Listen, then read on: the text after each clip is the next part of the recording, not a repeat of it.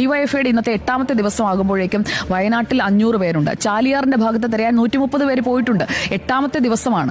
1ാമത്തെയോ 2ാമത്തെയോ ദിവസമല്ല, 8ാമത്തെ ദിവസവും പ്രതീക്ഷ കൈവിടാതെ പലയിടങ്ങളിലേക്ക് തിരയാനായിട്ട് പോകുന്ന ഡിവൈഎഫ്ഐയുടെ ആളുകളുണ്ട്.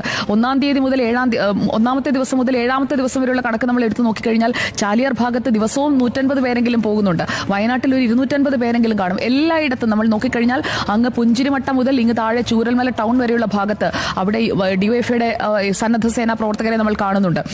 അതോടൊപ്പം തന്നെ അവർ ചെയ്യുന്ന ഓരോ സംഘടനയുടെ സെക്രട്ടറിയും പ്രസിഡന്റ് ഹോൾട്ടാണ് കേട്ടോ. അതെ, അവരവിടെ നിൽക്കുകയാണ്. ഇപ്പോൾ വസീഫിനെയൊക്കെ ആദ്യത്തെ ദിവസം മുതൽ തന്നെ നമ്മൾ ആ ചൂരൽമല ഭാഗത്തും ആയാലും മുണ്ടക്കയിലേക്ക് സനോജുമുണ്ട്, രണ്ടുപേരുമുണ്ട്. അപ്പോൾ ഈ രാഷ്ട്രീയത്തിന് അതീതമായി ചേർന്ന് നിൽക്കുന്ന മറ്റൊരാൾക്ക്, അതായത് ഇപ്പോൾ സേവാഭാരതിയുടെ സന്നദ്ധ പ്രവർത്തകന് മുറിവ് പറ്റിയാൽ, യൂത്ത് കോൺഗ്രസിന്റെ സന്നദ്ധ പ്രവർത്തകന് മുറിവ് പറ്റിയാൽ അവിടെ മരുന്നുമായി എത്തുന്നത് ഡിവൈഎഫ്ഐക്കാരനാണ്, അല്ലാതെ അതേ സംഘടനയിലെ ആളല്ല. ഞാൻ ഒരു കാഴ്ച കൂടി പറയാം. കാഞ്ഞങ്ങാട് പട്ടണത്തിൽ ഒരു ചായക്കട തുറന്നു ഡിവൈഎഫ്ഐ. സാധാരണ ഈ ഡിവൈഎഫ്ഐയുടെ പ്രവർത്തനങ്ങളെയോ അങ്ങനെയൊന്നും ഞാൻ അങ്ങനെ ഒരുപാട് പുകഴ്ത്തി പറഞ്ഞിട്ടേ ഇല്ല. അത് രാഷ്ട്രീയമായിട്ടുള്ള കാര്യങ്ങളില്ല. പക്ഷേ അവർ കുറെ കാര്യങ്ങൾ ചെയ്യുന്നുണ്ട്. ഓരോരുത്തരുടെയും നമ്മൾ എടുത്തു തന്നെ പറഞ്ഞു പോകണം, നമ്മൾ രേഖപ്പെടുത്തേണ്ടതാണ്. കാരണം ഒരു ദുരന്തമുണ്ടായപ്പോൾ ചെയ്തത് എന്തൊക്കെയാണ്, അവർ ചെയ്തു കൊടുത്തത് എന്താണെന്ന് നമ്മൾ പറഞ്ഞു തന്നെ പോകണം. ആ ഒരു ഡ്യൂ ക്രെഡിറ്റ് അല്ലെങ്കിൽ അവർ അർഹിക്കുന്ന ഒരു ബഹുമാനം നമ്മൾ അവർക്ക് കൊടുത്തു തന്നെ പോകണം. കാഞ്ഞങ്ങാട് പട്ടണത്തിൽ കണ്ടത് ചായ കുടിക്കാം, പലഹാരം കഴിക്കാം, പൈസ വയനാടിന്.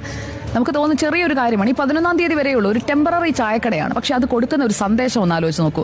അത്രയും കൃത്യമായ ഒരു മെസ്സേജാണ്. നിങ്ങളൊരു ചായ കുടിക്കുമ്പോൾ നിങ്ങൾ ആ പൈസ കൊടുക്കുന്നത് വയനാടിനാണ് എന്ന് പറഞ്ഞുകൊണ്ടാണ് ഈ റീബിൽഡ് വയനാട് എന്ന് പറയുന്ന വലിയ ഒരു പൊലിപ്പുള്ള വാചകമല്ല. പകരം ഒരു ചായ കുടിക്കൂ, ആ പൈസ വയനാടിനുള്ളതാണ് എന്ന് പറയുന്നുണ്ട്. പത്തനംതിട്ടയിൽ ഇന്ന് നമ്മുടെ പ്രവീൺ പുരുഷോത്തമൻ പങ്കുവച്ചത് കിളിമീൻ വിൽക്കുന്ന ഡിവൈഎഫ്ഐക്കാരെയാണ്. ആ ചലഞ്ചും എന്തിനാണ്? വയനാടിന് വേണ്ടിയാണ്. പിന്നെ ലോഡ് കണക്കിന് സാധനങ്ങളാണ് വയനാട്ടിലേക്ക്. അത് ഉപയോഗിച്ച് പഴകിയ വസ്ത്രങ്ങളല്ല, കൃത്യമായി ആവശ്യമുള്ള സാധനങ്ങൾ ഈ സംഘടനകൾ എല്ലാവരും എത്തിക്കുന്നുണ്ട്. അങ്ങനെയുള്ള ലോഡഡ് ആയിട്ടുള്ള ട്രക്കുകൾ അല്ലെങ്കിൽ വാഹനങ്ങൾ അവിടേക്ക് കടന്നു വരുന്നത് നമുക്ക് കാണാം. എനിക്ക് കണ്ടു ബോധ്യപ്പെട്ടതാണ്. അതായത് ദുർഗന്ധം ഉള്ള ചെളിയിലേക്കാണ് അവർ ഇറങ്ങുന്നത്, അല്ലാതെ നിരപ്പായ ഒരു പ്രതലത്തിലേക്കല്ല. മറ്റിടങ്ങളിൽ പോയി ഒരു വാട്ടർ ബോട്ടിൽ എത്തിച്ച് മറ്റിടത്തേക്ക് ചുമന്നുകൊണ്ട് പോകുന്ന പ്രവൃത്തിയല്ല അവർ ചെയ്യുന്നത്. ഉറ്റവർ പോലും കൈകൊണ്ടെടുക്കാൻ മടിക്കുന്ന തരത്തിലായി കഴിഞ്ഞിരിക്കുന്ന പ്രിയപ്പെട്ടവരുടെ മൃതദേഹം ആ ചെളിയിൽ ഇറങ്ങി അവരെടുക്കുകയാണ്.